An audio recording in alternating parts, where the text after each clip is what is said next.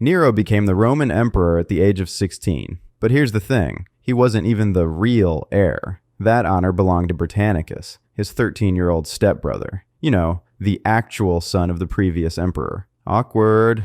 As Britannicus crept closer to his 14th birthday, the age of manhood in Rome, Nero started sweating a little. So Nero called up a lady who specialized in making poison. Hey, can you make something that'll make him go away? Unfortunately for Nero, Britannicus was a careful kid. He had a food taster, a guy whose entire job was to eat the food first to make sure it was safe. The food taster died. Britannicus lived. Nero? Not thrilled. Furious, he personally flogged the poison lady, because obviously this was her fault. Round 2. One night, everyone gathered for an extravagant dinner. As a show of goodwill, Nero personally offered Britannicus a bowl of soup. The table went quiet. No one trusted it. No one trusted him.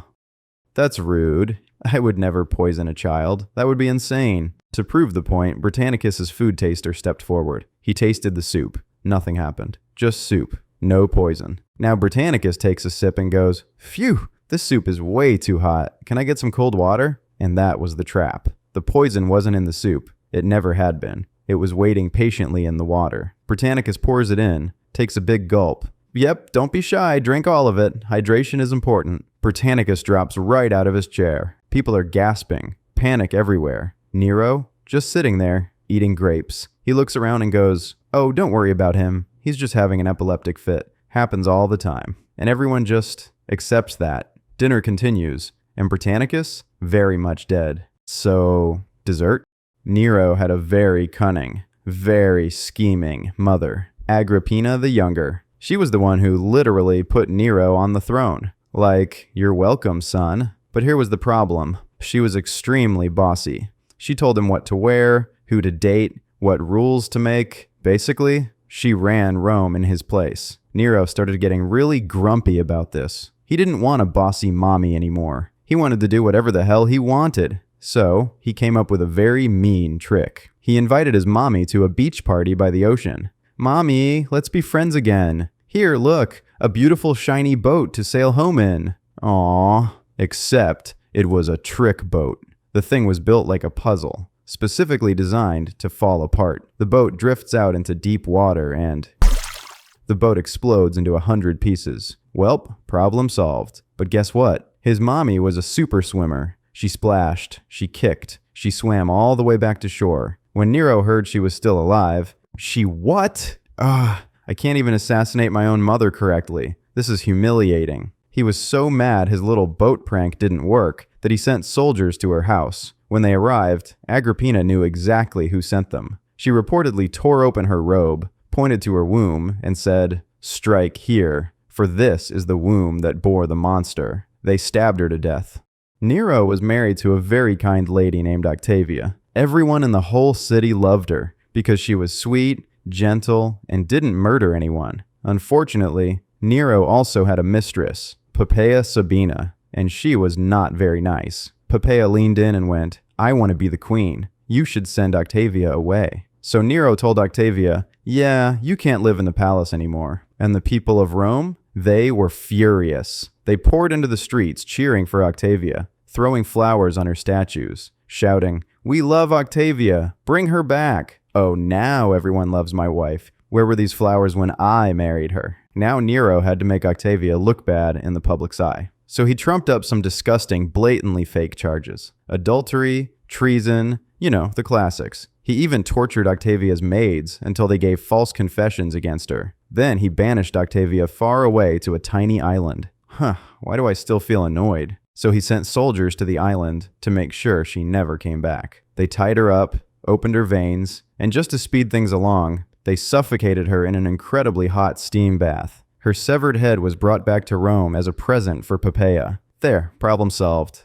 Imagine you have a friend who thinks he's the best singer in the whole world, but really, they sound like a squeaky door. Well, that was Nero. He truly believed he was a divine artist, a gifted singer, a master of the lyre. Now, normally, kings are supposed to be busy doing kingly stuff, ruling, governing, not collapsing empires. But Nero just wanted to be on stage. He would stand there singing, and singing, and singing, for hours and hours. And because Nero was obsessed with having a captive audience, lock the doors, no one leaves until I'm finished. Imagine being stuck in your seat, unable to leave, and you really need the bathroom. Some accounts even mention pregnant women actually giving birth in the audience because they weren't allowed to leave. Other people pretended to be dead just so their friends could carry them out on stretchers. Yes, I know. Breathtaking. Try not to faint all at once. And just in case the applause wasn't enthusiastic enough, Nero hired people to sit in the crowd whose only job was to clap as loudly as possible, cheering, applauding, losing their minds over the emperor's extraordinary performance. Encore? Of course. I was born in a state of encore.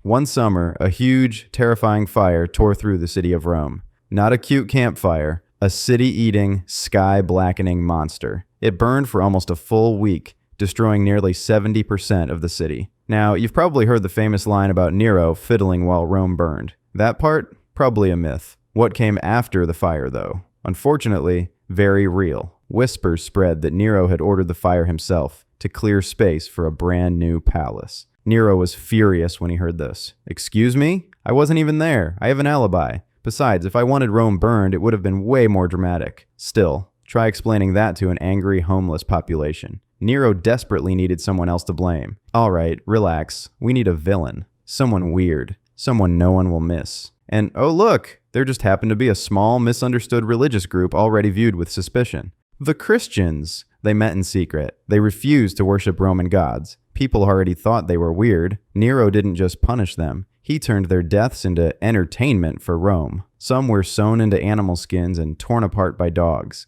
Others were crucified. And most notoriously, Nero had people tied to stakes, covered in pitch and oil, and set on fire. Not as executions, but as lighting. Human torches used to illuminate Nero's garden parties at night. People say I lack empathy. But look, order restored. After the big fire, thousands of Romans were left homeless. You'd think the emperor would help them rebuild their houses, right? No. He surveyed the burned out ruins and said, tragic, obviously, very sad. But look, incredible square footage. And so he built the Domus Aurea, literally the Golden House. It was enormous. The palace had its own forest, with lions and ostriches and a giant lake. The walls weren't painted, they were covered in real gold and shiny jewels. Why gold, you ask? Pain is for people who don't believe in themselves. In the dining room, the ceiling worked like a giant shower head. It sprinkled perfume. It rained flower petals, while people were just trying to eat dinner. He even had a special room that rotated slowly in circles, like a lazy merry-go-round, meant to imitate the movement of the heavens. If anyone gets dizzy, they can lie down and contemplate my greatness. But the vainest part of all? Right at the front door. Nero built a gigantic statue of himself called the Colossus Neronis. It was made of shiny bronze and stood about 120 feet tall. At last, a home worthy of incredible me. Oh, and just one tiny detail. This whole extravagant Nero project? Yeah, it almost bankrupted Rome. To keep paying for his madness, Rome had to devalue its own currency. Nero and his second wife Poppaea Sabina were kind of like two peas in a pod. They loved each other, but they were not very good at being kind. One night, Nero came home very, very late. Poppaea was waiting, and she was not pleased. She started in on him. You wouldn't understand. Art takes hours. So does applause. The argument escalated quickly, the way it always did. That's when Nero had a giant, terrifying temper tantrum. Instead of using his words, he used his feet. He kicked her again and again, even though she was pregnant. Because of Nero's violence, Poppaea died, and so did the unborn baby. No, get up. And then Nero completely fell apart. I can fix this. I can fix everything. In Rome, when someone died, they were usually cremated. But Nero said, no, I want to keep her forever. So instead of burning her body, he had it embalmed and placed inside a giant glass box, almost like a doll. Every single night, Nero would go to the glass box and talk to her, pretending she was still alive. Everyone says I'm a monster. You never said that. You wouldn't. One day he noticed a young boy named Sporus, and wouldn't you know it, the boy kind of looked like Poppaea. That face, that exact angle of the mouth, that's impossible. Instead of, remembering his wife like a normal human, Nero had a much stranger idea. He decided this boy was his wife now. First, he ordered the boy to be castrated. He doesn't need them, and I don't need him to need them either. Then he dressed him in sparkly gowns, shiny jewelry, and long veils, just like a queen. Perfect. Almost perfect. You'll learn. He even stopped calling him Sporus and started calling him Poppaea. Poppaea. Yes, that fits better. Say it with me. It was like make-believe, except the doll was a real person who did not get a choice. And then Nero did something even weirder. He threw a huge, lavish wedding complete with dowries, bridal veil, and of course, full commitments. Nero paraded his new wife through the streets of Rome, kissing him passionately right in front of everyone.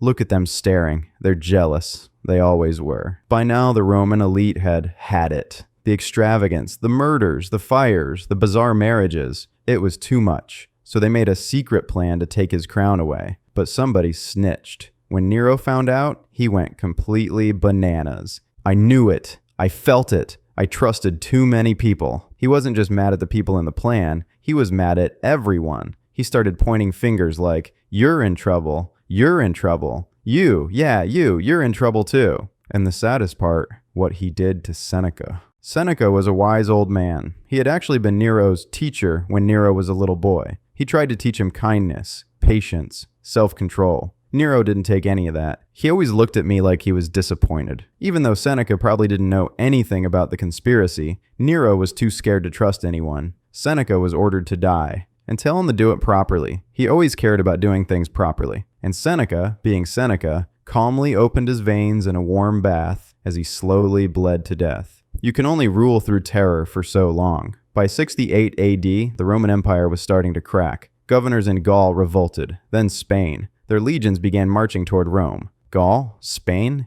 Wow, everyone suddenly has opinions. The Praetorian Guard, his own bodyguards, abandoned him. Why are you leaving? I'm paying you the money. The Senate finally found its spine. They declared Nero a public enemy of the state, sentencing him to be beaten to death in the old Roman way. They said that? After everything I've done for this city? One night, Nero woke up, and the palace was silent. His friends were gone. His guards were gone. Everyone was gone. Terrified, Nero ran barefoot into the dark night, fleeing the palace he once ruled from. He hid in a tiny house outside the city, shivering, crying. Nero knew it was over, but he couldn't bring himself to take his own life. He paced back and forth, begging his companions to kill themselves first. "Show me, just once, show me how, please. I don't want to do it wrong." Finally, as the soldiers smashed down the door, Nero made his private secretary help him drive a dagger into his throat. And even then, even at the very end, he was still thinking about himself. His last words were reportedly, "Oh, the world is losing such a wonderful artist." Nero died at just 30 years old, ending the Julio-Claudian dynasty that had founded the Roman Empire. Now, before you leave and forget I exist, please like and subscribe. The algorithm feeds on that stuff. One click from you might genuinely keep me from dying of starvation.